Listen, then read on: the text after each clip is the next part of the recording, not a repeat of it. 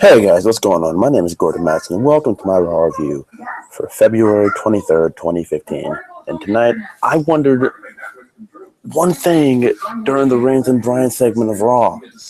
How many people are going to come out there to convince people to like Roman Reigns? I don't know, but all I'll say is this. Vince, I hope you don't break your arm with jacking Roman off. Let's get to Raw. Call now to get everyday low price internet for $14.99 a month. Time Warner Cable. Enjoy that. What are you going to do with your double deal? Go out and figure it out.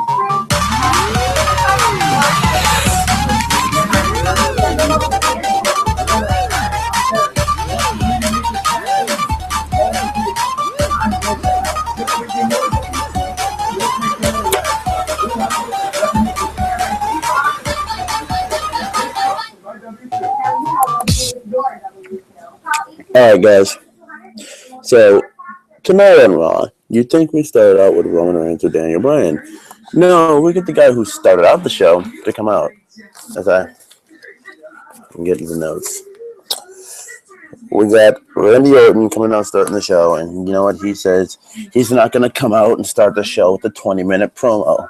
He's trying to put the shovel to the game. Now, we all know you cannot put the shovel to the game because the game is the one who invented the shovel. The game is the one who started this. Triple H started this, not Randy Orton. Triple H started this, and Randy Orton will simply get ended like anybody else who steps in Triple H's path. But you know what? I kind of can't say that with the whole Sting situation that's gone down. So I digress, and we move on. So Orton calls out Seth Rollins and said, you know what, I'm not going to start with some 20-minute promo. Seth Rollins, get out of here right now. And then, of course, because you said you're not going to start with a 20-minute promo, someone got a little mad, and next thing you know, we're... So this is basically Triple H in a nutshell here, people. So if you've ever known Triple H, you know, someone else gets entirely called out, and then Triple H is the one, like, what do you call it? Say, Randy Orton, the man who, Randy Orton, Seth Rollins, the man who curb stomped me into a table and stairs in Buffalo, New York. Please come out here right now. And instead of Seth Rollins, we get, did somebody say my name? No. No one called you, dude. I thought I heard my name. No, you can go away, dude. But now Triple H goes on to say nothing here, and Stephanie basically goes on to speak and say, Randy, you know what? This is the Randy Orton we wanted. This is the Randy Orton we thought would be the face of the WWE. He said, can it, Stephanie? You know, it doesn't matter what you think. What do you call it? You probably never seen me to be the face of the WWE. Anyway, so Randy apparently just goes out on his own. And, for the people who are joining here, tell me if you can hear me over the music. If the music just drowns out when I start talking, because that'd be very nicely appreciated. But, anyways, Randy basically went on to say, I'm not falling for that crap again. Seth Rollins, I'll never forgive you for what you did. And then Stephanie said, you know what, we can talk this out. We can talk this out tonight, backstage. So, Randy basically last minute says yes. He'll talk it out with the Authority. And then he does. So, Randy and the Authority basically talk out what they have to talk out, and that's the end of that segment. So next, sorry guys, you can hear the interruption in my grandma's people background, whatever. We get BNB versus Dolph Ziggler, and Dolph Ziggler goes on to win this match when BNB flies shoulder first into the turnbuckle. Ziggler comes out and zigzags him, and then Dean Ambrose comes out. Oh, and let me put this out there. R-Truth is on commentary, and what do you call it? They said give Truth a chance, and oh my god, the power of Twitter sometimes can annoy me because hashtag give Truth a chance, or whatever it was, it's some mantra like that. You guys understand. R-Truth wants an Intercontinental Championship shot because he beat Bad News Barrett last week on SmackDown. So R-Truth wants an Intercontinental Championship shot, and he said give Truth a chance. Was the was the tagline he wanted. So that was #1 trend in the world on Twitter for probably all about 5 minutes. So, anyways, during this match, well, actually not during, we covered it. This is a pretty decent match. Like, not the best that they've put on before. They've done, I'm not going to say way better, but this is probably the average Dolph Ziggler, Bad News Barrett match that you'll get on a Raw. But, for what it was, I dug it. So, up next, we get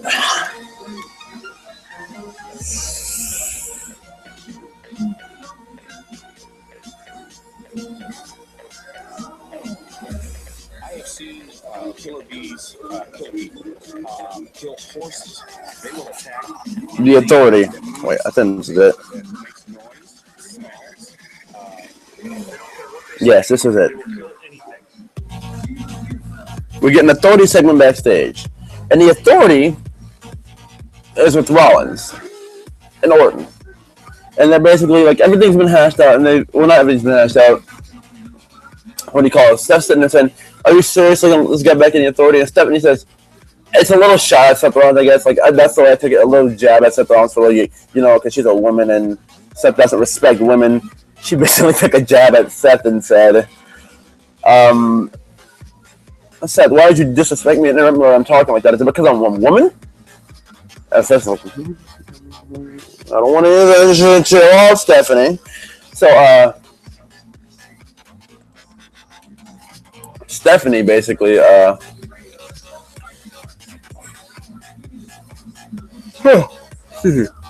Stephanie basically tells Rollins to shut up.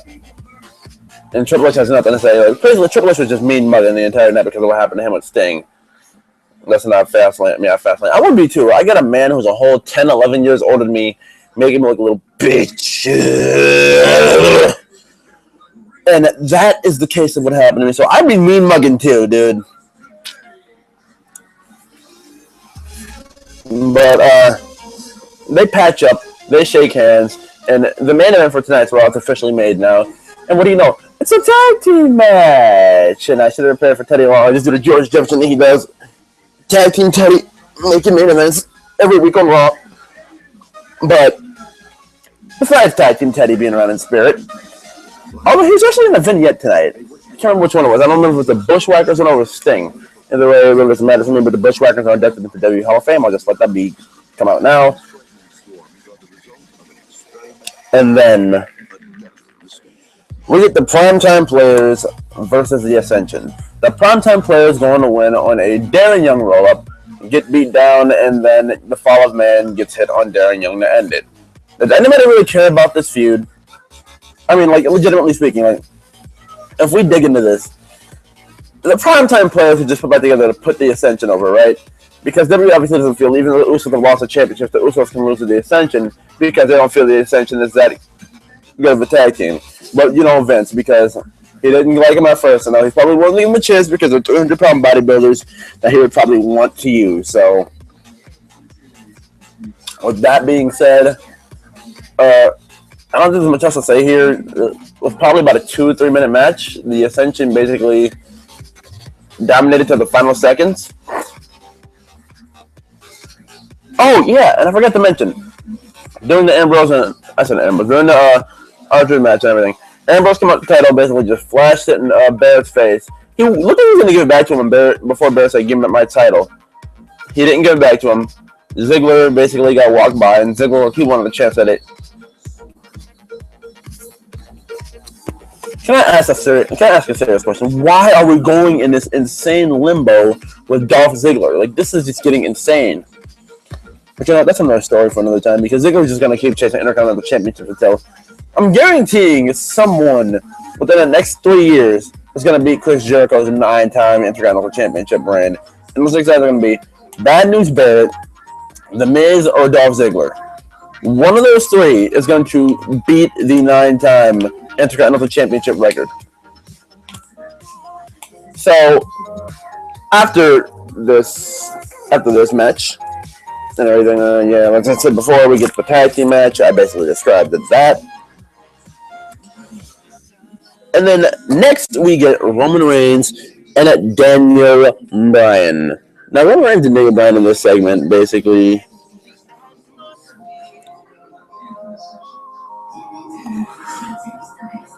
No, yeah, Roman Reigns and Daniel Bryan usually, they nominate each other's throats. And then Daniel Bryan came out and made a statement and said he basically was Roman Reigns' biggest critic. And then at the very end of it, he ended up shaking his hand. He shook his hand twice, actually. And said, I hope you beat Lesnar. He didn't admit that Roman Reigns is better than him. He never admitted anything like that. He just said Roman Reigns last night had more heart than him.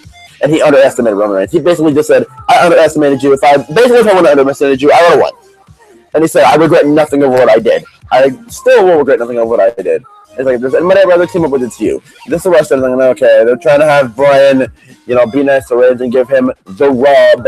So fans don't appreciate, But this is Vince McMahon thinking, if Bryan just somehow thinks that the fans will, if they'll go by his word, then Bryan, you go out there, give Reigns your praises, and then the fans will jump on his bandwagon and beat Brock Lesnar. So that didn't happen. The fans still continued to boo Reigns along with Bryan, and Bryan encouraged them to boo during this segment because he said, I felt the same after the Rumble. I was saying, boo, boo, boo. For anybody who's seen Bryan as a bad guy in this situation, you are just, no. The guy had to relinquish his title due to injury, was never given a fair title shot rematch.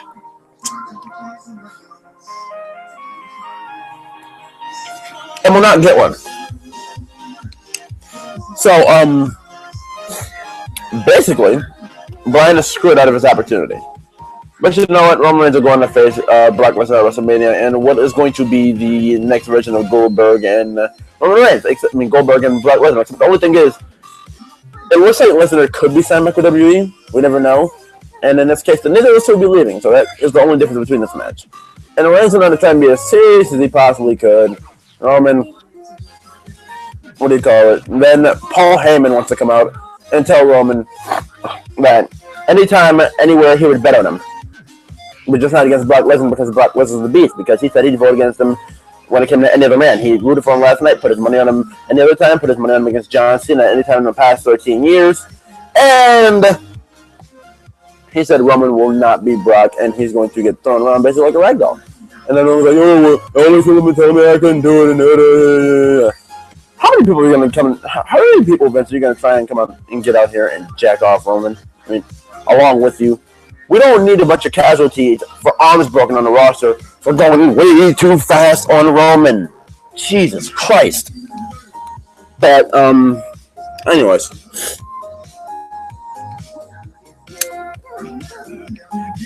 I just want to see what we have here next. Basically, the match of the night. This match is Tyson Kidd and Natalya. Obviously, Natalya. Tyson Kidd and Cesaro. Another match defending their tag team championships against the Usos. And Tyson and Cesaro go on to lose by disqualification. Therefore, your winners and still the tag team champions, Tyson Kidd and Cesaro. And I swear the referees just keep botching and botching and botching and botching and botching and botching and botching. They continue to screw these counts up, or screw them with a legal manner. Now, I understand screwing up twins, because JBL made this point on commentary earlier, and it's the only black spot of probably JBL's commentary you could really ever name, but JBL made the point of, I can understand how you can get the twins mixed up, but how do you get Tyson and Cesaro mixed up? One's 10, one's not. One's small, one's big. One's hairy, one's really not.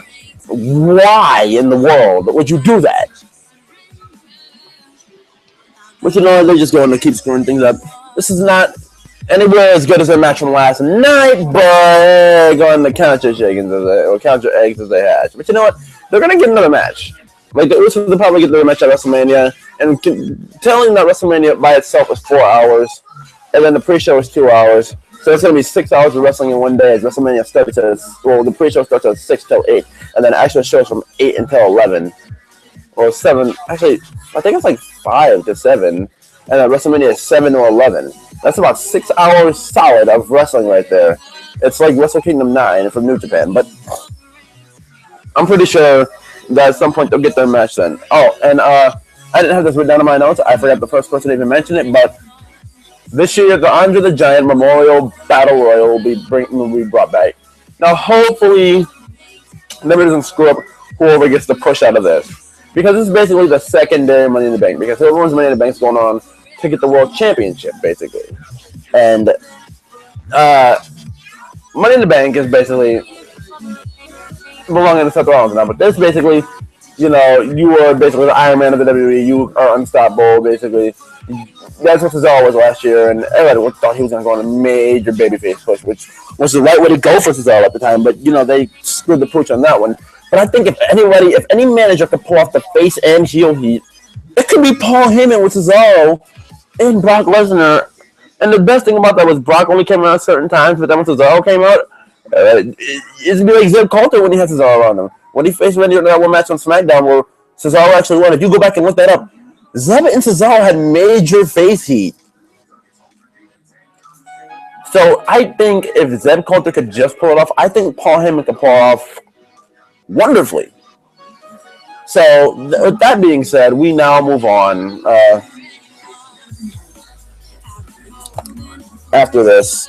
Oh, and the way they won, the way Ken Cesaro won is because Tyson Kidd had his feet on the ropes, about to beat the Usos. Naomi came and pushed him down. Natalya got on the ropes, and then she pushed one of the Usos, and they landed on their nuts. So that led to disqualification. That led to a small fight between Natalya and Naomi. Natalya was selling a kayfabe injury, and Naomi was basically sitting in the ring with the Usos while Titus and Cesaro walked out with their championships. And has anybody not noticed? The ultimate troll today in wrestling seems to be that whenever someone loses their match by disqualification, or wins their match by disqualification, they seem to think they won the titles until the announcer has to say 20 seconds later after she already announces the winner that still the tag team champions are Tyson and Cesaro. That is the ultimate troll because everyone falls for that, and after they fall for it, they get upset about it. That's how you can tell they fall for it. Like they just sit there like, yeah, I won. Now where's my title? How come that's not bringing my title? And then once the ring announcer, you dirty motherfucker.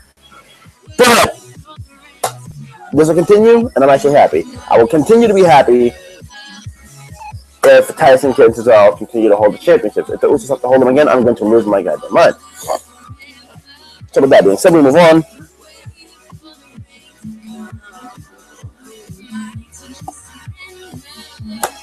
I don't remember Bray Wyatt's promo word for word about what happened here, but it was Bray Wyatt promo, and he basically tells the Undertaker to find him. Like I said, if the story is good building up to this match, it'll be like last year. It'll be like last year with the match. That no one's really going to care what the match ends up looking like. So, no one's going to care what the match ends up looking like.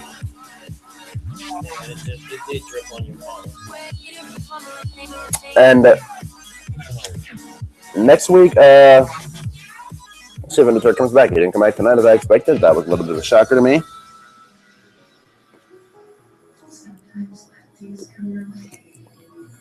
Oh, excuse me, guys. Alright, but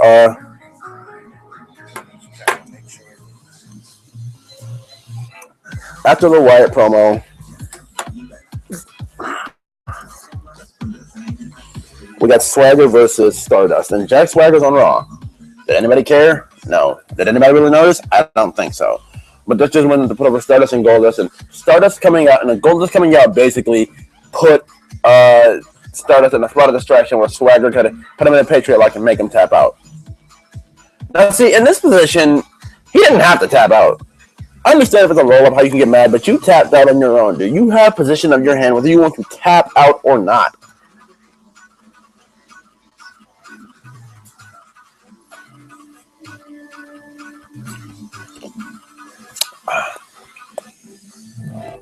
So next, guys, we're going to get,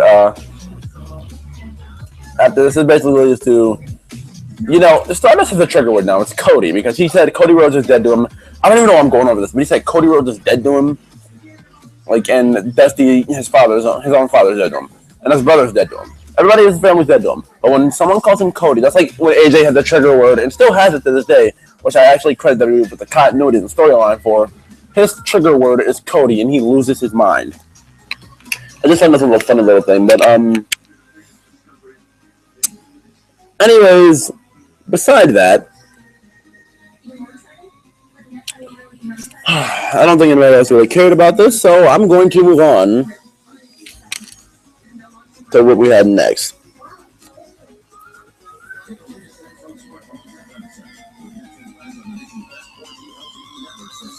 This was the Cena Rusev segment. So basically, any standard John Cena promo after loses, I'll redeem myself.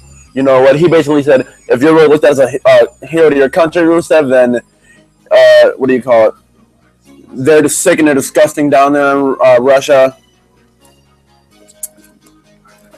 They don't know what they're talking about. You're not a true hero. And then he started mentioning 70 years ago, the United States stopped Hiroshima. A little history lesson there from John Cena about USA.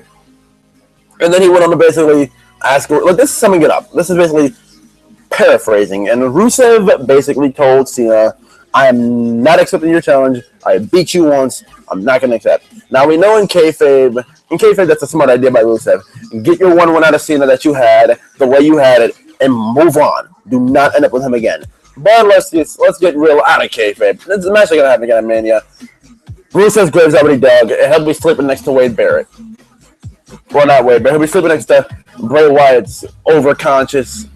Okay, how do I put it? There's the bodies laid out. And Bray Wyatt will be sleeping right next to Rusev. So, over Bray Wyatt from last year, the hot Bray Wyatt from last year will be sleeping next to the hot Rusev from this year. And then Cena will have another one to his body, to his list of names. I'm pretty sure he has enough tombstones in the Cena burial graveyard to make his name in tombstones.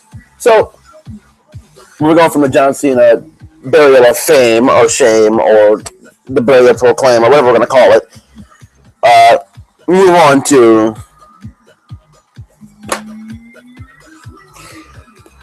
let me get my composure here. Probably the worst Divas match in Raw history. We have the Bellas versus I almost said AJ versus Paige and Emma. Paige or Nikki did not step into the ring, and the Bella Buster was hit on on Emma, and that was the only thing that happened. And then Emma ended up taking the pin after not getting a single second offense in, and then 1, 2, 3, Bella's win. So Bella's ball, Emma falls, and Emma, she's just too good for this. Marina did not die for this. She did not. No, dude, no.